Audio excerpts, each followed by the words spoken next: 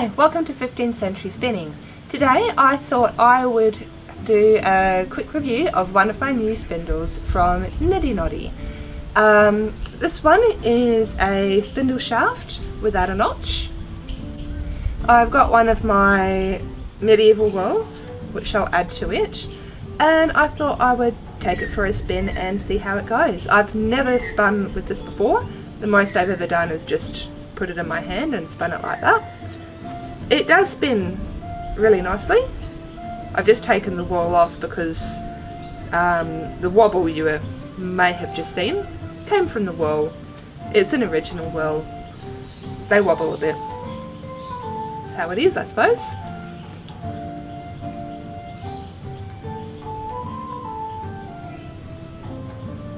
First of all, I'm just starting off a leader. Those who know my spinning, I don't start with a piece of string on my spindle. I don't feel the need to use one piece of string to make another piece of string. You can if you want to, I just don't. Something else I have to do. Just spin it out with my fingers. And I'm just getting it started here.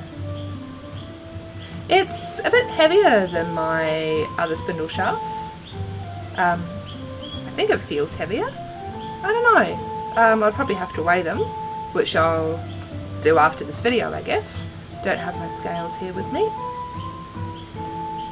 And it's always a little bit fiddly just getting them started as well.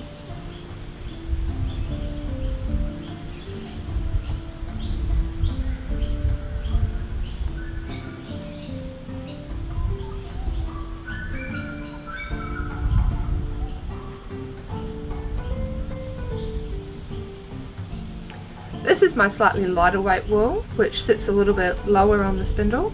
Might have a try with that one and see how that goes.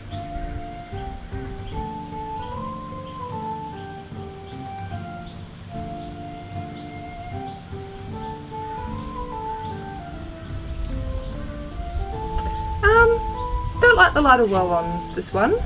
I love this lighter weight wool on my really light Hershey fibre spindles. Not such a fan on this one. So I'm going to go back to my lead one. Just a bit of comparison. I do know how much my wells weigh. This one's about 6 grams. This one's anywhere between 18 and 22.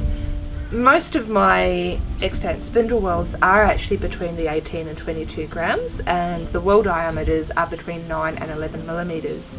I've brought them from all sorts of different places, but they do seem quite regular. That's probably coincidence. I do have a fatter spindle well, or a bigger one, which is about 50 grams. That I find too heavy. I don't really use it that much.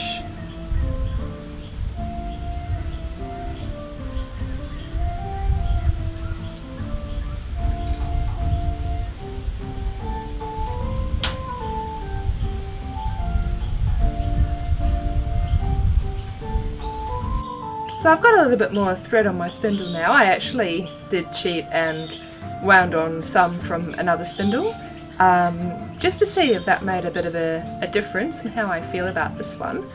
I'm finding this quite a slow spindle. It's got a really fine tip, but I just feel I'm not getting the revolutions from my flicks that I would normally get. I think that might be to do with the weight. It's a little bit heavier than I am used to, and I'm finding it is a little bit more fatiguing on my fingers than my lighter weight spindles. That said, I am spinning some beautiful fine merino wool over here, so I'm actually going to try the wool it came with, just because I know that that's a little bit coarser, just to see if the type of wool I'm making has a difference. So I'm back, and actually, yep, makes a huge difference. This wool is a bit coarser than what I was spinning before, and I feel the spindle's handling this wool a lot better. I'm getting a lot of twist. It's a bit of a faster spin. Yes, I am spinning a wee bit thicker. people use different spindles for different jobs.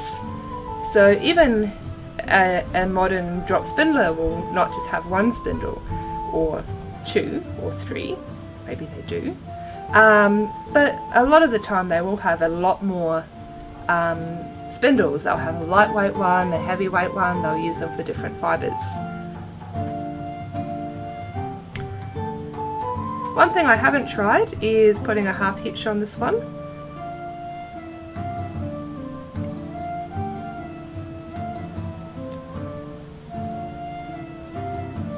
You can get a half hitch on there, it's a little bit fiddly,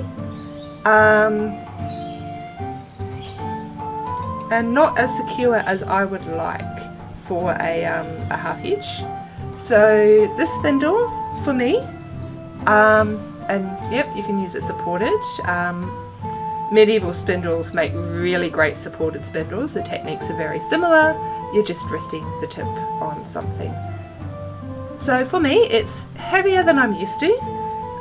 Everyone's different. Some people would like a heavier spindle, and I did purposely buy these ones partly to try out a heavier spindle. I prefer it on a coarser wool or a coarser thread rather than something a little bit finer.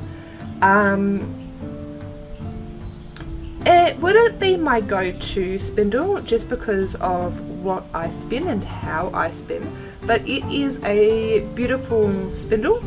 I would recommend it, especially if someone likes something a little bit meatier.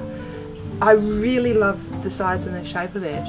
So down the track I might ask Neil to make me something like this, but a little bit lighter. Different woods weigh different amounts. So that's the standard spindle with no notch. Next, let's have a look at my spindle with a spiral notch.